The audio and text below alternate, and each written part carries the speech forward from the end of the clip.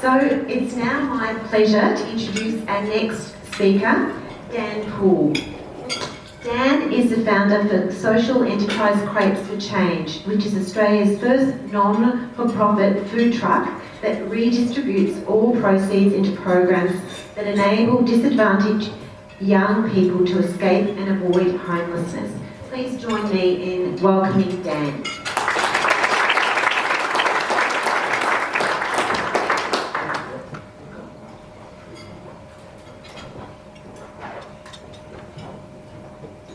Hey guys. Ooh. That's alright. Firstly, thanks for having me, and thanks to the Boroondara Youth Foundation for putting today on. It's awesome, and everyone gets to have some free breakfast, even if you have to get up a little bit early. I know it's a bit of a struggle for me. So I wanted to talk to you today a little bit about my story and how I got Crepes for Change started, basically from nothing, in the hope that maybe that can inspire some of you guys to go out there and follow your dreams. So firstly, before I get into that, I'm the founder of Crepes for Change, and thanks for that introduction. So we run a food truck and a social enterprise. And it's actually Australia's first non-profit food truck that redistributes 100% of our profits into programs that in some way eliminate youth homelessness in Australia.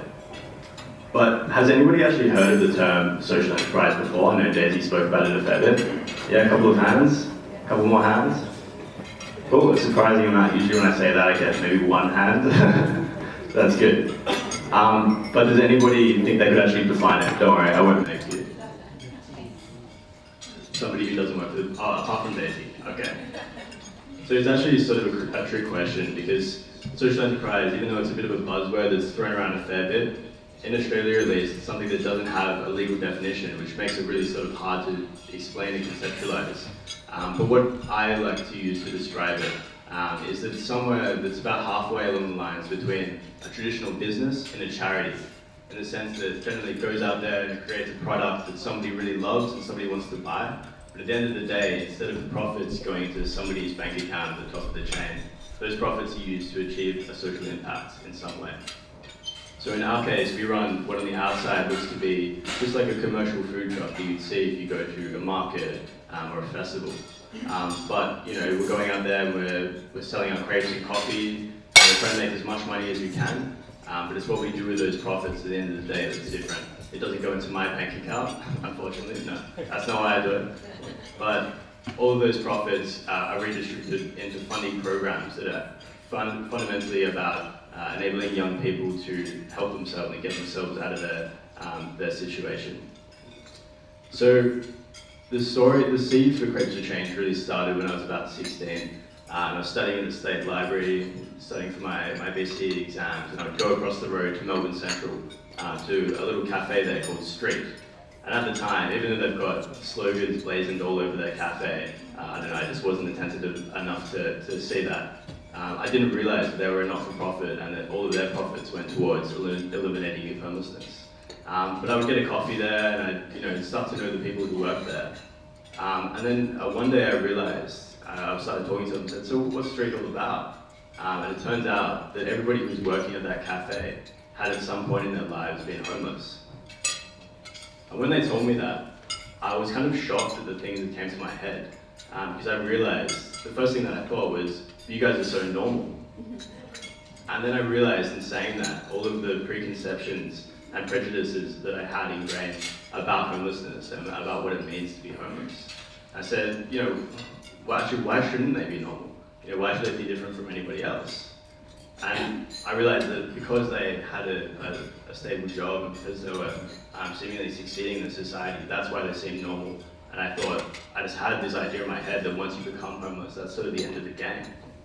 And then in thinking that, I realised I'm just lucky that I was born into a family that really cared about my education and sent me to a good school and inspired me to follow my dreams. And really, I think everyone's sort of a product of your environment. I've had the chance to be born into that family, but not everybody has that chance. So that sort of puts on me a responsibility to, in some way in my life, try and help other people. So that was sort of the start point for Crepes for Change, and I didn't really do anything about it for the next couple of years. But then one day I was on the bus on the way home from university, just playing on my phone, and I came across a statistic for the last year's revenue of one of the big banks in Australia. So this is just one corporation. And it was something crazy, like $8 billion profit. And because I was thinking about youth homelessness, I'd been into the street that day. I looked up how many people were actually homeless in Australia. It turns out there's only just over 100,000, which, you know, when you're talking about some of the work that Daisy does, where you're working in the developing world, and you have millions of people in poverty, it just seems like such a huge number that you don't know where to start. But 100,000, I could get around that. I thought I could really, in my lifetime, make a fundamental and tangible difference to making a change in that. And we decided to specify further into youth homelessness for the simple reason that young people are a lot easier to help with the work that we do as a hospitality industry, which is fundamentally and mainly run by young people.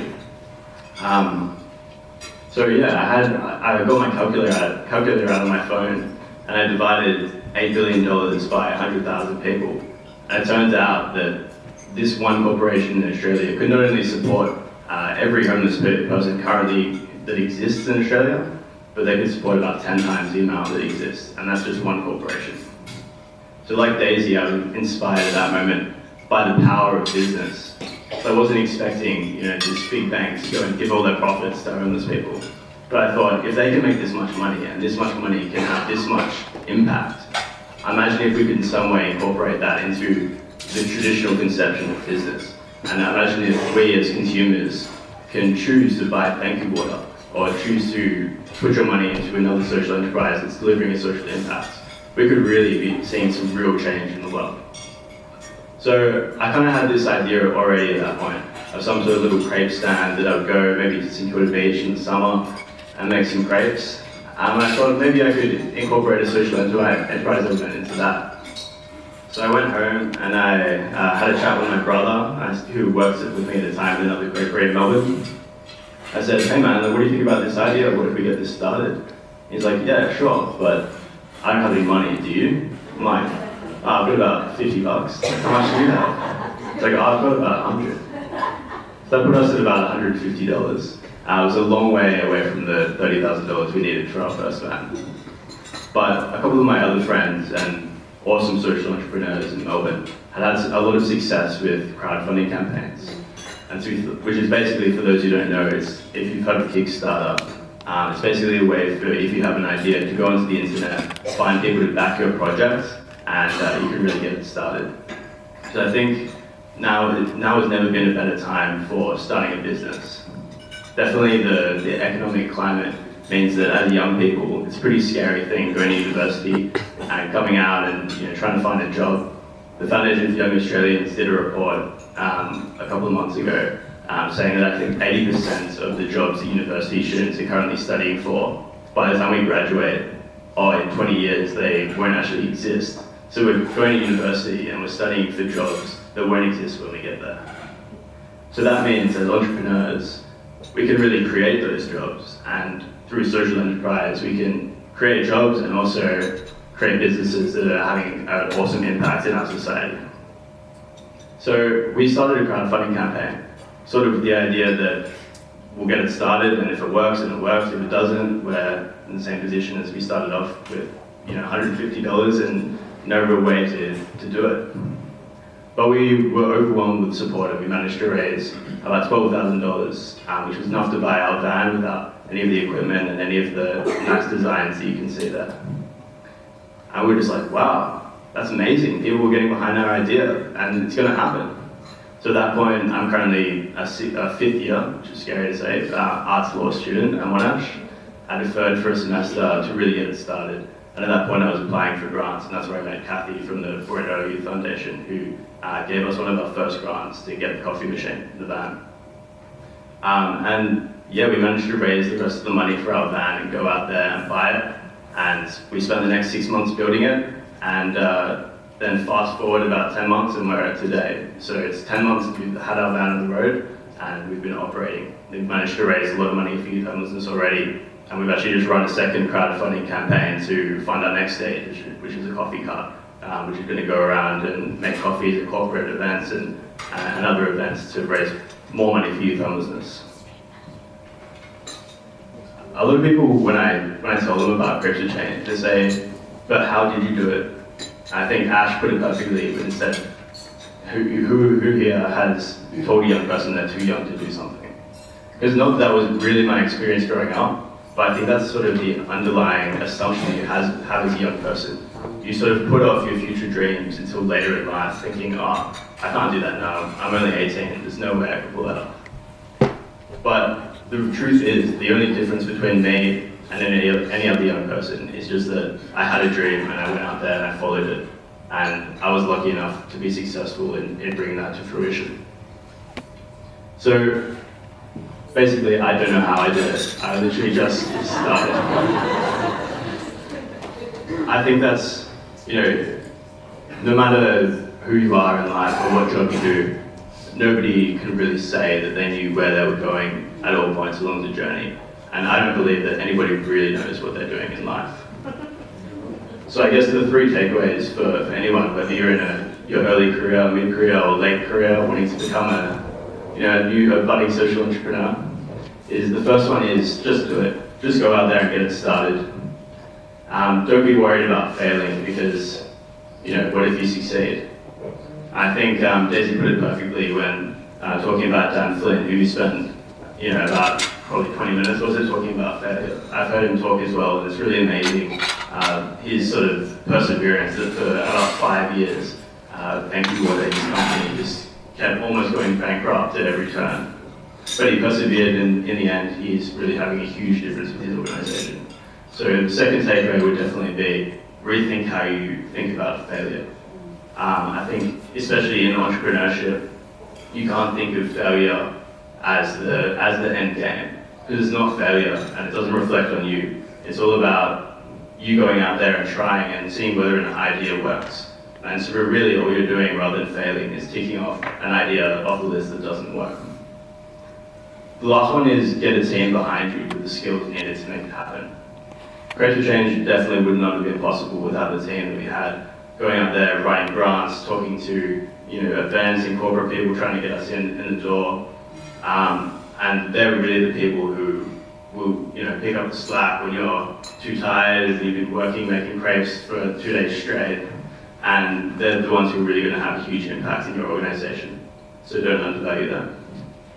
Just to finish up, I just want to say thank you to all of you for coming and to hearing my story. And thank you to the Borondara Youth Foundation for the grant, also, obviously, and also for making today possible and bringing people together to talk about social enterprise and the future of our economy and our world.